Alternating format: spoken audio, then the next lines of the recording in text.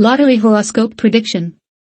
November মাসের শেষ সপ্তাহে কোনো কোনো রাশির জাতক জাতিকারা লটারি কেটে লাভবান হবেন।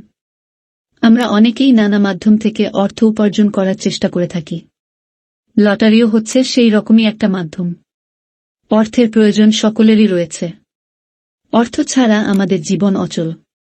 আমাদের হাতে যখন অর্থ থাকে তখন আমাদের আত্মবিশ্বাসও বেশি থাকে। আমরা অনেকেই নানা মাধ্যম থেকে অর্থ উপার্জন করার চেষ্টা করে থাকি। লটারিও হচ্ছে সেই রকমই একটা মাধ্যম। লটারির টিকিট কেটে কম সময়ের মধ্যেই অর্থ উপার্জন করা যেতে পারে।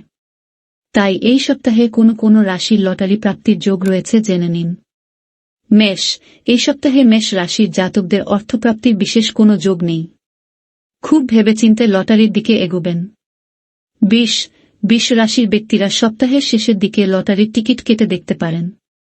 মিথুন। নভেম্বরের শেষ সপ্তাহের শুরুতে মিথুন রাশির জাতক জাতিকারা একবার চেষ্টা করে দেখতে পারেন, শেষের দিকে লটারি কাটবেন না। কর্কট। গোটা সপ্তাহ জুড়েই কর্কট রাশির লোকেদের অর্থভাগ্য খুব ভালো রয়েছে। যে কোনো সময়েই লটারি কেটে দেখতে পারেন। সিংহ রাশির জাতক জাতিকারা খুব বেশি অঙ্কের লটারি কাটতে যাবেন না। লাভের বদলে লোকসান হয়ে যাওয়ার আশঙ্কা দেখা যাচ্ছে। কন্যা। সপ্তাহের মধ্যভাগে কন্যা রাশির লোকেরা একবার চেষ্টা করে দেখতে পারেন। তুলা। অর্থভাগ্যের ক্ষেত্রে তুলা রাশির জাতক জাতিকারা এই সপ্তাহে খারাপের দিকেই রয়েছেন। কম অঙ্কের লটারি কেটে দেখতে পারেন। বৃশ্চিক রাশির জাতক জাতিকাদের এই সপ্তাহের অর্থভাগ্য ভালোমন্দ মিশিয়ে রয়েছে। ভাগ্য পরখ করতে চাইলে একবার লটারি কেটে দেখতে পারেন। ধনু।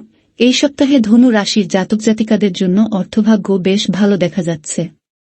একবার লটারি কেটে দেখতে পারেন। মকর রাশির ব্যক্তিরা এই সপ্তাহে অর্থের দিকে লাভবান হলেও হতে পারেন। কুম্ভ। নভেম্বরের শেষ সপ্তাহে কুম্ভ রাশির লোকেদের অর্থভাগ্য মোটামুটি দেখা যাচ্ছে। ভাগ্য পরখ করতে চাইলে একবার লটারি কেটে দেখতে পারেন। মীন রাশির জাতক জাতিকাদের ক্ষেত্রে গোটা সপ্তাহ জুড়েই অর্থভাগ্য ভালো থাকবে। লটারি কেনা ব্যক্তিগত বিষয়।